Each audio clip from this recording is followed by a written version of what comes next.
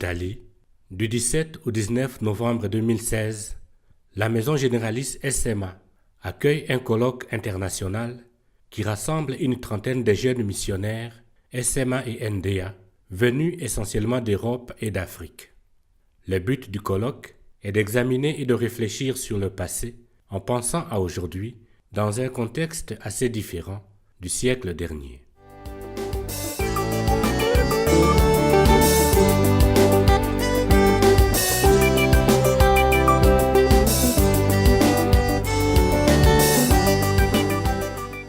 Dans un premier temps, il fut question de clarifier le vocabulaire d'usage entre collaboration SMA-NDA et patrimoine spirituel commun.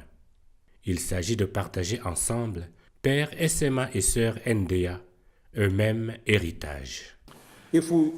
Si je vous ai bien suivi, nous débattons au sujet de notre héritage commun, de notre patrimoine spirituel et même de notre spiritualité. C'est de cela qu'il s'agit. Nous convenons que nous avons une même compréhension de la mission, une origine commune. Nous convenons aussi que nous avons une même motivation, une même option fondamentale. Nous devrions nous en tenir à cela, c'est bien plus que de la collaboration. Ce patrimoine spirituel commun SMA-NDA occupe l'ensemble des débats organisés autour de 5 thèmes de réflexion. Nous sommes rassemblés pour 3 jours de réflexion sur notre patrimoine commun depuis le début jusqu'à l'année 1920. La mission Ad Extra, qu'est-ce que cela signifie à la fois pour les SMA et pour les NDA? Nous réfléchissons sur l'esprit de famille, étant donné que, surtout au début, nous n'avions qu'une même mission. Nous réfléchissons sur la promotion de l'Église, sur le don de soi pour la mission. Je pense que ces différents thèmes sont proches. Il n'y a pas d'énorme différenciation entre eux. Le don de soi-même pour la mission, l'esprit de famille, la seule mission entre les NDA et les SMA peuvent être regroupés de différentes manières. Pour les animateurs et participants, la réalité de la mission Ad Extra est toujours d'actualité. En Afrique, en Europe et partout ailleurs, elle s'enracine dans la rencontre de l'autre, comme nous pouvons le constater dans la vie de Monseigneur de Marion Bréziac, dans son expérience missionnaire en Inde, puis en Afrique. On s'est rendu compte que quand il écrit ses textes fondamentaux à partir de son expérience en Inde, il met l'accent sur la découverte de l'autre comme autre. Il ne suffit pas de proclamer « je veux me faire tout à tous », encore faut-il que j'accepte que l'autre soit différent de moi dans sa religion, dans sa façon de parler, dans sa façon de mentir, va-t-il jusqu'à dire, dans toute sa façon d'être. Mais au moment où il arrive au Sierra Leone, il est comme déstabilisé par cette expérience de l'autre. Et il voit tous ses confrères mourir, il voit les protestants qui sont bien installés, et il dit tout simplement, le règne du démon est installé. Et donc il vit un véritable choc qu'il n'avait pas prévu. Et c'est le père Planck qui a continué ce chemin avec les autres pères SMA, puis un peu plus tard, 20 ans plus tard, avec les sœurs NDA, pour entrer véritablement dans la rencontre de l'autre. Mais elle ne se fait pas dans l'idéal, elle se fait dans une rencontre de passion et de résurrection. Oui, la mission Ad Extra n'a pas changé, passé d'un endroit à l'autre. L'essentiel, c'est de rencontrer l'autre dans sa propre culture et de lui apporter l'Évangile. Et l'Évangile aujourd'hui n'est plus seulement le salut de l'âme, mais le développement humain. En observant le monde d'aujourd'hui, la situation économique, les changements culturels, la crise d'identité, comment l'Évangile aide-t-il à répondre à ces défis sociétaux de notre temps? Ainsi, la mission Ad Extra n'a pas changé. Ses propriétés essentielles restent les mêmes, de même son apprentissage. Sur les pas de Bréziac et Planck, des missionnaires SMA et NDA ont payé de leur vie pour l'annonce de l'Évangile en Afrique. Ils nous ont légué un héritage de courage et de ténacité qui se continue depuis plus de 160 ans.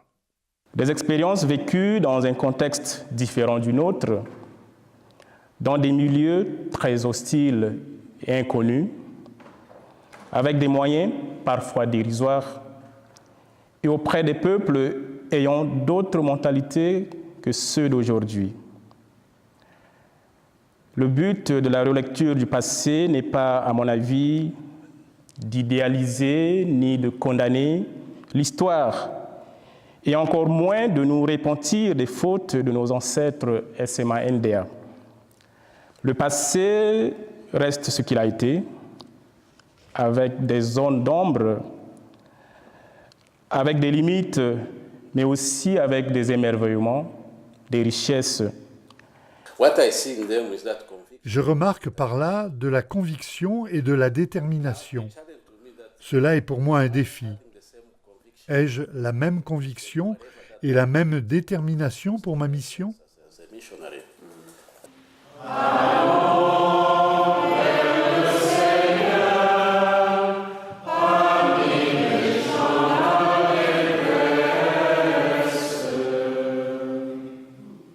Notre vocation missionnaire s'enracine dans ces dons de soi partagés en étroite fraternité.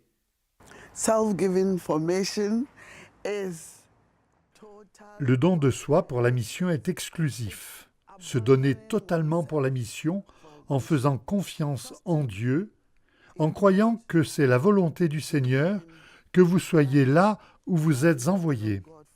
Partir complètement, avec ouverture d'esprit, en comptant sur Dieu, en donnant ce que l'on possède et en étant prêt à apprendre des personnes auxquelles vous êtes envoyés.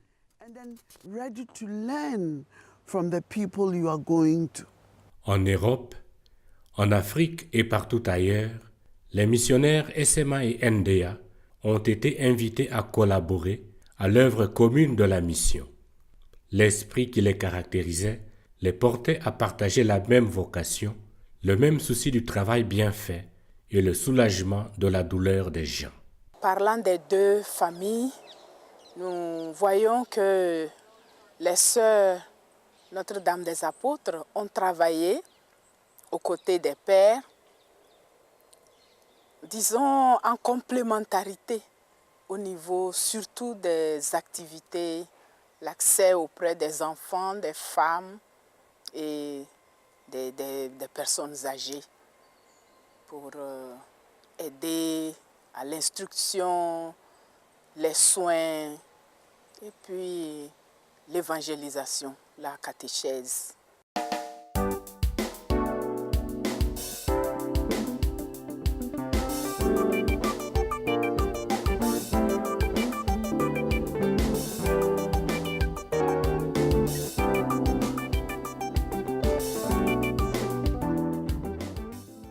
Of course, we cannot collaborate on all levels. Bien sûr, nous ne pouvons pas collaborer à tous les niveaux, mais il existe des domaines dans lesquels nous pouvons travailler ensemble en tant que deux instituts. That we can do that.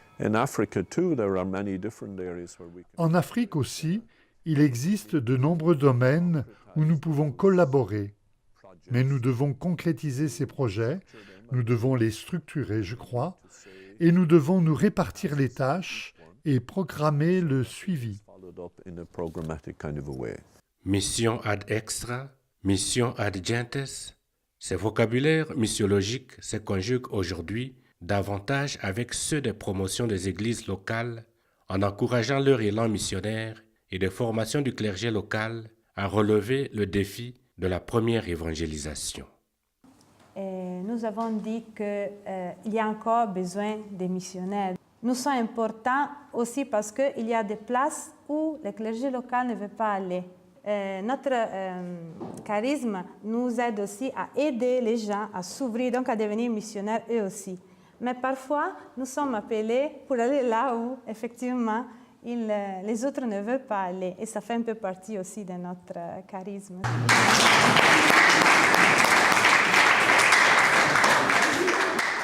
Au terme de ces 3 jours d'échange et de partage, animateurs et participants se sont mis d'accord pour poursuivre ensemble l'aventure missionnaire sur les pas de nos fondateurs. Ce colloque s'achève ainsi sur une bonne note, avec une célébration où il est question du règne du Christ. Les pionniers de la mission SMA-NDA dont nous avons relu le parcours étaient justement des hommes et des femmes animés d'un désir, celui de faire connaître le règne de Dieu. Nous aussi, aujourd'hui, nous sommes au service de ce même règne de Dieu. Et donc, merci à tous et à toutes.